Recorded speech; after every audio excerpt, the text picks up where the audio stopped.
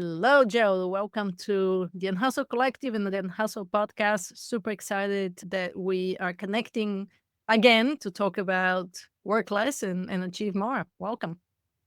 Great to be here, Milena. Always fun to talk about how to work less and achieve more. So I know you've been doing a ton of research, especially with 4-day work week results coming in. And I know that the verdict there is pretty conclusive that work time reduction leads to happier and healthier employees and more productive companies. So why don't we kick it off with 3 pioneering companies that implemented your strategy and made it a reality for their business, and what were their results and outcomes? Sure. Well, I'm going to share maybe one of the most high-profile examples, which is Unilever Australasia. They initially trialed this in New Zealand and then later extended it to Australia. But the way they describe their program, I think, is one of the better descriptions I've heard of organizations who have adopted shorter work weeks, which is that, often when companies go for these productivity initiatives where they're trying to find ways to boost efficiency, to create more innovation, often that's very much a one-way street. So employees are expected to have more squeezed out of them with very little in return. And so the way they structured their program at Unilever was very much this idea of reduced work time being this shared reward where they had mutual alignment on the outcome, and they were really able to set this up as a win-win. As a result, Unilever saw 6 consecutive quarters of revenue growth. They hit all of their business targets. This was independently analyzed by in Sydney. So they're a really good example of a kind of household name consumer goods giant who have successfully experimented with this in Australasia. There's lots of smaller firms all over the world that have had great success with this. A couple of examples here in North America, the Ross firm, a law firm in Southern Ontario here in Canada. And they very much talk about their reduced work time program, not just about getting the same work done in the same way in less time, but really about finding ways to do better work more efficiently. Another example is we worked with a marketing agency in Virginia who really talked about how the work time reduction program, the outcome everyone knows. The outcome is we want to get to more balanced lives for people. We want to get to a reduced work week. But the magic for the organization is often in the process, because you go through this journey of scrutinizing everything that you do, looking at your deliverables, deciding which ones are worth continuing, which ones are not. So it's really that exercise of forced prioritization that can really deliver a lot of positive outcomes for organizations. So very quickly, though, there are just a few examples that spring to mind for me. Then why is there pushback from leaders who perceive that working fewer hours would actually impact productivity negatively, and how do you deal with that pushback? So I think it feels counterintuitive for people, particularly for older school leaders, this idea that we can reduce work time and actually not just maintain, but improve productivity. I do think that if you look at the pace of change, though, let's compare it to the 5-day 9 to 5. The first civil society campaign for that started all the way back in 1817 in Scotland before it came to America. And it wasn't until the mid-1920s when Henry Ford was the first major global employer to kind of embrace this. And it was another 10 years before it came through in legislation. So I think if you look at the progress we've been making, I started talking about this back in 2018, and most people would have considered this a completely off-the-wall, unachievable idea. And I think that we've now established this as, for many organizations, something that can be an effective work model. I think it's got a lot more credibility. And we are seeing, slowly but surely, from a very low base, increased adoption. There's a scheduling software platform called Bright HR, who found that over the last year, so from June 2023 to June 2024, there's been an increase in 4-day schedules in Canada of 25%. And in the United Kingdom of 34%. I don't have the US data, but I assume it's somewhat similar. So I think that shows this is something that is incrementally growing. And I think it's inevitable over time that, even if it doesn't become as universal as the 5-day 9 to 5, I think it's going to be much, much more common across the economy than it is today. Yeah. And so you and I have made it kind of our mission. We're pretty aligned in our missions anyway, how to inspire leaders and organizations and individuals to create a little bit more balance and realize that working less doesn't necessarily impact your productivity or ambitions or impact overall. Yet it comes with so many benefits. And the rate of burnout, at least in the US, the level of stress, the mental health crisis, the loneliness crisis, all of these are things that we could solve when we Mhm. start spending less time in the office. At least it's a move in the right direction. So I'm just wondering, what do you see the most effective ways to talk with leaders, to talk with organizations, and to talk with individuals as well? I mean, where can we have the most impact in what we're trying to achieve? I really feel that to make real lasting progress, we need to reframe the conversation around burnout. The reality is, until we look at burnout not just as an individual problem, but actually as something that's a pretty significant corporate productivity problem, then I'm not sure we're going to ever get beyond the kind of very forward thinking, very people centric leaders, which maybe is not every organization that's very shareholder driven. And so when I think about burnout, that the symptoms, according to the WHO, feeling cynical towards your work, having low confidence in your performance, feeling exhaustion and fatigue. It's not just one of those things. You need to be feeling and experiencing all three of those things to be considered burnt out. And so if you think about the impact on someone's performance, there is no way that you can show up at your best self at work if you are experiencing those symptoms. And so I think that we need to kind of flip the script, get leaders to recognize that burnout is a crippling productivity problem. And I think that provides us then an entry point into having this conversation around the fact that in knowledge work, it's not like the assembly line a century ago. Hours worked and productivity had a pretty close relationship if you were working on an assembly line. Today, when you're thinking about critical thinking, problem solving, decision making, I would argue that your employees' well-being is much more important to your organizational performance than the volume of hours that they're working. And I think that's really the key argument that we need to try and get home. Yeah, thank you for that. When we're talking on an individual level, what can people do who work for organizations that may not be looking at going on a 4-day work week? So they may feel trapped in a 9 to 5. So outside of obviously quitting the organization, looking for something else, or leaving to start a business, what can somebody do if they're working for an organization that is not going to shorten work hours? So I want to caveat this by saying that some of the problems that hold back people's effectiveness and their well-being are organizational, or at least are team level, and therefore no one person has the agency to solve them. No one person can fix a meeting problem, or a problem with ineffective decision making, or challenges with communications and collaboration. So what I'm about to say, I really want to heavily caveat that some of these problems do need to be tackled at an organizational level. That said, I do think that there's things that individuals can do. And I think one of the key things is recognizing that you can protect your time off if you don't protect your time on. And so what I mean by that is, if you want to work, even if it's not a reduced hour work week, a somewhat more balanced work week, you really need to be very strategic and intentional and deliberate about the time that you're spending at work. And one of the key things I would say is you want to be giving every hour in your workday a mission. If the only thing that you have explicitly set time aside for in your diary or calendar is your meetings, then you're effectively saying that the only thing that's important enough to really prioritize in your job is your meeting. And we know that that isn't the case.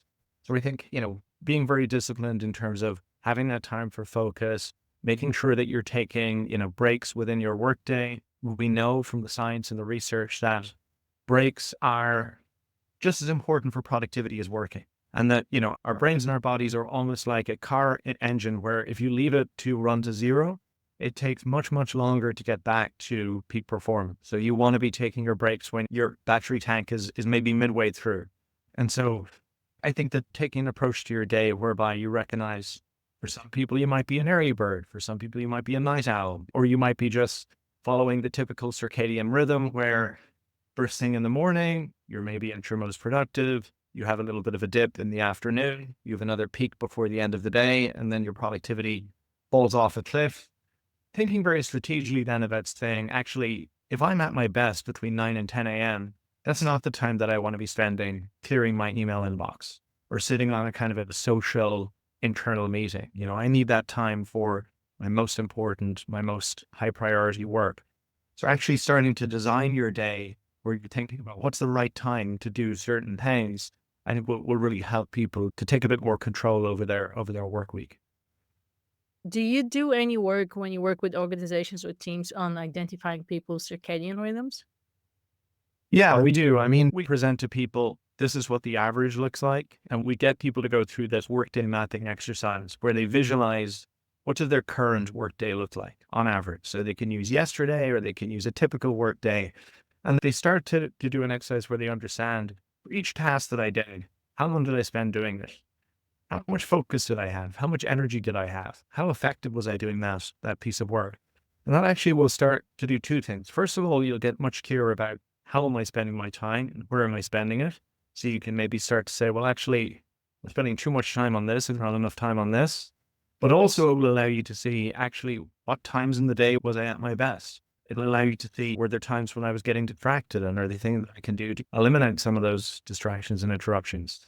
So once you've done that, you can then start to make some changes and almost shift your workday in order to take account of this information that you've learned about yourself and the way that you work. Yeah. Awesome. Now, what about the productivity guilt that most high achievers suffer with, redefining that version of success beyond work hours? And what alternative metrics do you think somebody can consider so that you don't have that shame and guilt that comes with who am I if I'm not working?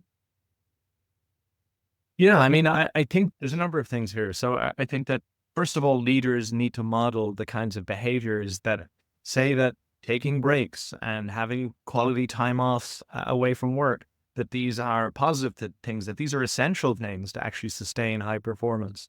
And I think in organizations where you see the opposite behaviors from leaders, then it becomes very difficult for people to act in a different way. I think that leaders need to stop rewarding performative busyness. So people who are, consistently boasting about how busy they are, people who are always active, always available, always online, always responsive, and really start to measure based on outcome. It's not a straightforward thing, but it is an essential thing for organizations and teams to get really clear about what are the results that we're trying to achieve. And it can't be 10 things, it has to be really laser focused, measuring what matters, prioritizing a small number of things, and then giving people the freedom to start deprioritizing and to start saying no to things that actually aren't directly addressing those objectives. But I really do think it comes down to that. As long as we're not measuring based on outcome, we're always going to default to input, volume of activity, volume of tasks completed, availability, hours. We've worked in that way for centuries. So unless we actually are really clear about charting a different path forward, our teams and our managers are just going to default back to what they've always done. Yeah, I totally agree with you. Let's talk about your work habits, how long you work, and how do you also take care of yourself? Yeah. So one of the things I'm going to be honest with is I work a reduced work week. I don't work a typical 4-day work week. And I'm making this point because I think it's important to say that when we talk about work time reduction, it isn't a one size fits all. A 4-day work week won't work for every individual, every team, and every organization. It will work and can work for a lot more than maybe people could imagine. But in my case, we actually have a lot of clients and partners in the UK. And so as a result, I typically can only work with them in my morning and their afternoon. And so it means that because I'm constrained in that way, I kind of can't lose another morning as well. So I typically work a 4.5-day work week. I clock off about 12 p.m. on a Friday. I'm pretty strict and regimental with that, unless there's a really, really unavoidable reason not to do so. And I guess because I run my own organization, I have got the freedom and flexibility to maybe take some time back elsewhere in the week. If I've got a day where I feel like I'm on top of things, I've got a relatively free afternoon. It's the winter now. It kind of gets dark here at 5 p.m. You want to get out and go for a walk at 4 p.m. There isn't a problem. So I do think it's about not something that's really rigid and regimental, but finding the path that makes sense for you personally and also for the nature of the work that you do. But yeah, we see work time reduction very much as this paradigm in the spectrum. So on one end of it, you've got the 4-day, 32-hour work week, the gold standard. Lots of organizations can do this. It's going to give them a huge competitive advantage and differentiation when it comes to recruitment or retention. It's going to create a huge incentive for people to find ways to become more efficient in their work because it's so life-changing. But if you're a law firm and you're working 55, 60 hours a week right now, someone like me coming into your business and saying you should work a 4-day work week is not solving your problem. The problem that needs to be solved there is, how do we get these people home to have dinner with their kids? How do we stop work from bleeding into their evenings and into their weekends? The principles and the practices that we're talking about here can be applied to any starting point to help people achieve a little bit more balance, but it's not going to be the same across the board. So let's say I am a leader considering work time reduction. And then let's say I'm an individual working for a leader considering work time reduction. What would be the first 2, 3 things that you would like them to implement? One of the first things that we do is we have this diagnostic kind of discovery process, which is really about understanding the culture, the operations, the complexities of that particular organization. Because I said it's not one size fits all. It needs to be designed based on the unique circumstances of that organization. So what we're looking for are, what are the challenges and the constraints that are currently holding people back in terms of being effective in their work? What are the opportunities to find improvements? What might the pros and cons of some of these different models and structures that we've talked about be? Is it a 4.5-day work week? Is it a 9-day fortnight? So you get a 4-day week bi-weekly, and that means you can maintain your service coverage across 5 days, because for some businesses that's necessary. I think the first thing I would say to any leader is, if you listen to somebody like me in a podcast and I give you a case study and I say, this worked really well for this organization, don't immediately think, oh, that sounds like a great idea, we should do that in our business, because what works for them may not work for you. You need to be strategic and you need to be intentional about how you design it. Taking it a step further than that, everything is custom. There's going to be different nuances to the challenges that different organizations will need to solve in order to make this work. But I would say in knowledge work, some of the key things are ineffective meetings, where you've got too many meetings, people in meetings that don't necessarily need to be there, meetings that are running on for too long. That is a problem that I think most modern organizations have been grappling with, particularly since COVID. Organizations where teams and departments communicate and collaborate in different ways. And therefore, when you have cross-team projects and initiatives, collaboration starts to break down because people are using different tools in different ways, or they're using, the same tools differently. I really think decision-making is a big one. I think that most organizations have very little clarity around what decisions employees are empowered to make. And what tends to happen is that as a result, everything gets defaulted up the line. In other words, every single decision gets sent to busy managers for feedback or for approval. It ends up on the desks of busy agendas, to be checked or signed off on, until you kind of actually get really deliberate and intentional in terms of getting clarity around, for this type of decision, these are the people that need to be involved, and these are the actions that we take. That can be a huge time saver in organizations. So those are just a few places I would start. Again, part of this is about creating an incentive to attack those kind of obvious efficiencies that almost every organization is struggling with. But part of it is also actually creating the space for your people to uncover some of the things that you can make you would never have thought of. There's a CEO I worked with here in Toronto that kind of said, the 4-day work week didn't solve all my problems. It surfaced a lot of the problems that were kind of hiding, beneath the surface. These are the niggling frustrations. These are the issues. It kind of brought them to the fore so we could address them and so we could deal with them. And that's actually, this is not something, I don't want to sell this as, this is super straightforward. It's like a light switch. It's not. But if you get it right, it can be such a game changer for your organization and for your people. What brings you joy to what you do? I mean, definitely, I feel fortunate that I get to do something that has a purpose that's kind of really true to my values and to my beliefs, because I know that lots of people who maybe would love to have that in their work, unfortunately, don't have the opportunity to do that. So I definitely feel very, very grateful for that. I've learned so much from, I've been doing this now full time for about 3 years, part time for about 3 years before that. the types of companies that typically are interested in this stuff or who want to talk to someone like me about trying out a shorter work week, these tend to be very progressive, very innovative organizations with really forward-thinking leaders. And, I can tell you the program that we run today has been so much informed by the lessons we've learned from all of the cool people that we've encountered along the way and the really incredible things that they're doing. And so that kind of continual learning really, really inspires me and drives me forward. Yeah.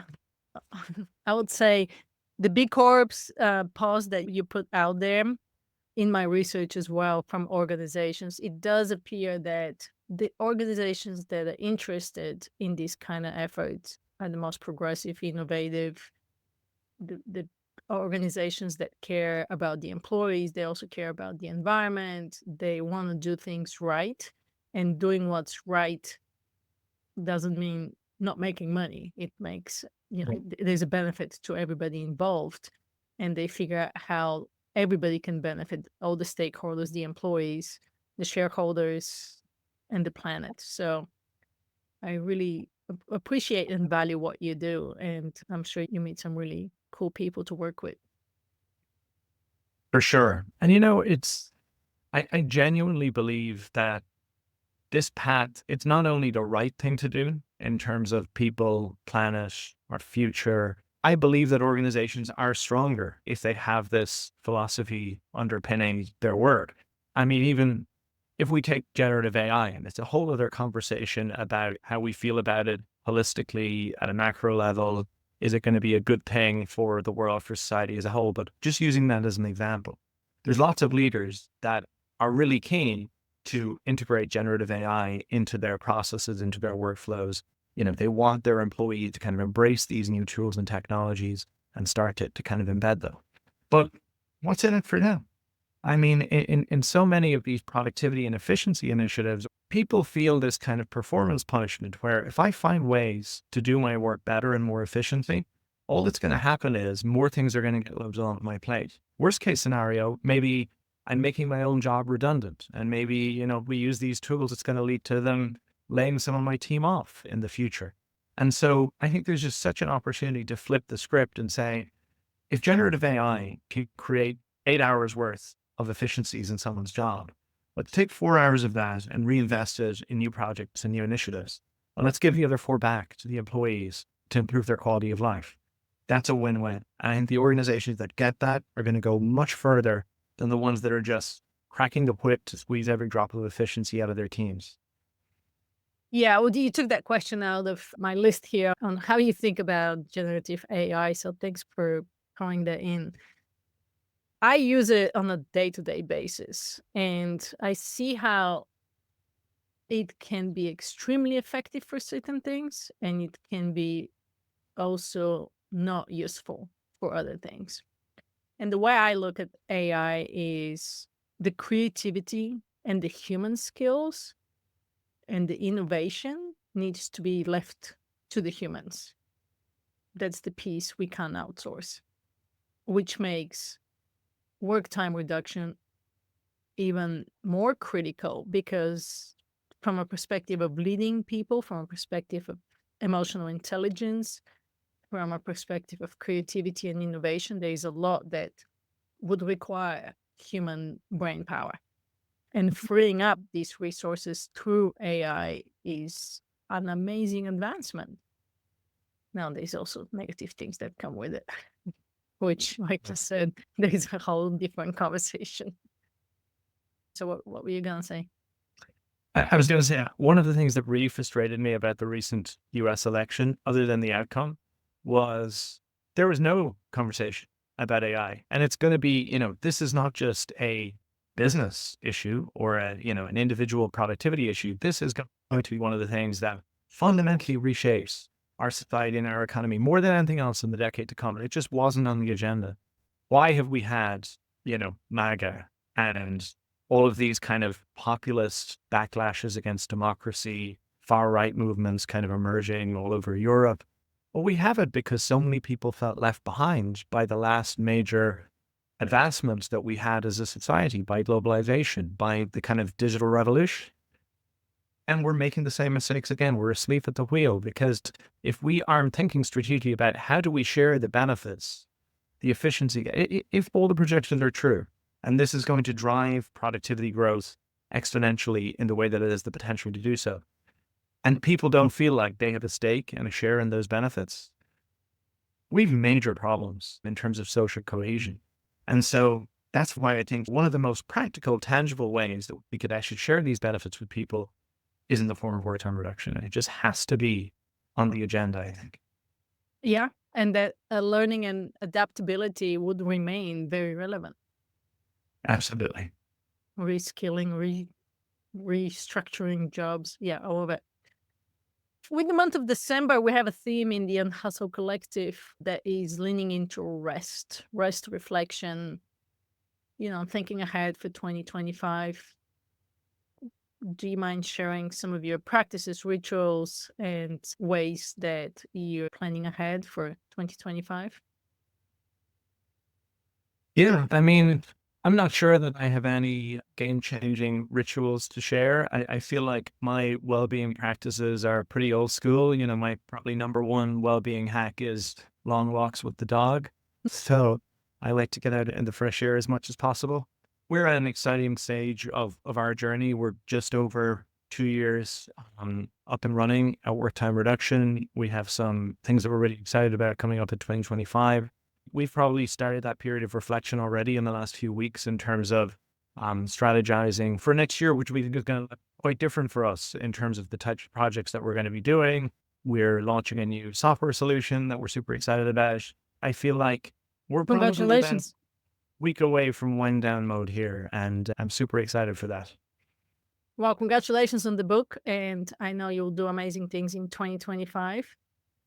I believe World Unhustle Day is coming up. I want to say it's December 15 or 16. It's Oh, wow. My birthday is December 16th.